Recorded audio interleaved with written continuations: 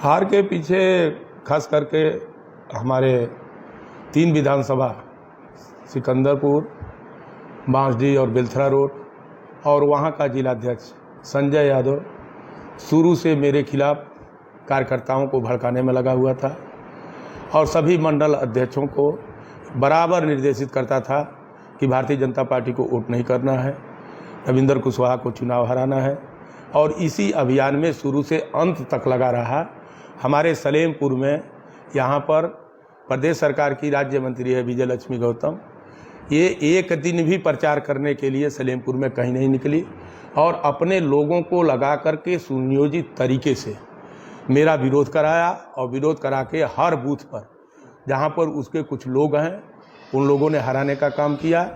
तो हम समझते हैं कि 3500 मात्र 3500 से जो मेरी हार हुई है, इसके पीछे बलिया के जिलाध्यक्ष संजय यादव और सलेमपुर की विजय लक्ष्मी गौतम जो राज्य मंत्री है, इनका हाथ है। पूरी टीम जिलाध्यक्ष की लगी थी कि हराने के लिए। तो इस तरह से हम जब विश्लेषण करते हैं हम लोग देखते हैं कि शुरू से अंत तक जनता ने मेरा साथ दिया और भारतीय जनता पार्टी का जो सामान्य कार्यकर्ता है, हमारा जो बूथ अध्यक्ष है, हमारे जो नेता हैं, वो हर बूथों पर बहुत लड़ाई लड़े हैं और इनके भड़काने के बावजूद जिस तरीके से नेट टू नेट लड़ाई हुई है और अंतिम समय पर जा कर के हम 3500 से चुनाव हारे हैं। तो जिस तरह से जनता ने मेरा साथ दिया, कार्यकर्ताओं ने साथ दिया, हम उनका आभार व्यक्त करते हैं। कि भीतर घात तो मैं तो सीधा सीधा मैं बोल रहा हूँ ना कि अब भीतर घात नहीं कर रही है, ये भीतर घात नहीं था, ये सीधे मुझको हराने का षड्यंत्र था संजय यादव और विजय लक्ष्मी गौतम का। ये दोनों पहले से ही मिले हुए थे और मिल करके ये सब षड्यंत्र करके और मुझको हराने में भूमिका थोड़ी सी किया है, लेकिन कार्यकर्ता हमारे साथ मजबूती के साथ खड़ा था, लोग भाजपा के लोग खड़े थे, इसलिए मामूली वोट से मैं चुनाव हारा हूं।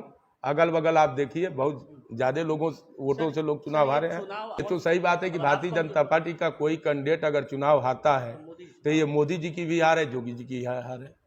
उनको कमजोर करने के लिए ये साजिश रची गई। यहाँ से राजभर बिरादरी से सपा का कैंडिडेट था। स्वाभाविक रूप से जो राजनीतिक प्रक्रिया हम लोगों की है और जिस तरह से राजनीति प्रभावित होती है जातियों के गोलबंदी में, उस तक के बावजूद हर जाति का वोट हमको मिला है। वो चाहे राजभर समाज हो, चाहे ठाकुर समाज हो, ब्राह्मण समाज हो, हर समाज के लोगों ने वोट दिया है। और परिणाम ये साबित करता है जब अरविंद राजभर भी 1,70,000 से समथिंग सही हो, पता नहीं आंकड़ा हमको नहीं है, 1,70,000 से अगर चुनाव हार रहे हैं तो कहीं ना कहीं इसमें कमी है। जो पकड़ ओम प्रकाश जी की और उनकी पार्टी की थी, जो बेस वोट है उनका, उस पर असर पड़ा है।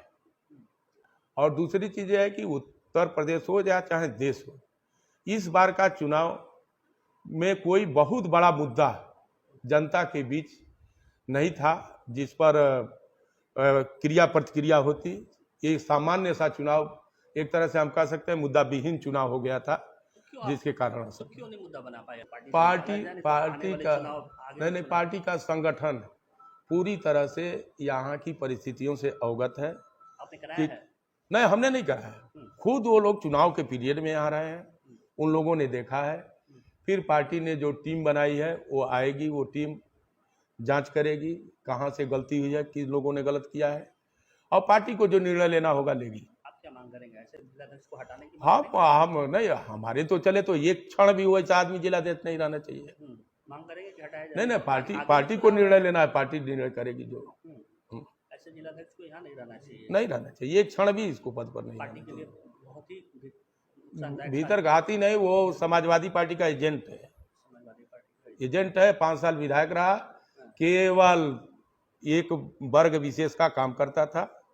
जितने वहाँ ब्राह्मण हो, ठाकुर हो, चौहान हो, कुशवाहा हो, वर्मा हो, निषाद हो, ये सब लोगों को प्रताड़ित किया और केवल एक वर्ग विशेष के अपनी जाति के लोगों को बढ़ावा देने का काम करता था। समाजवादी पार्टी के लोगों के साथ मिलकर आज भी समाजवादी पार्टी के लोग ही उसके साथ रहते हैं, भारतीय जनता पार्टी कोई नहीं रहता है।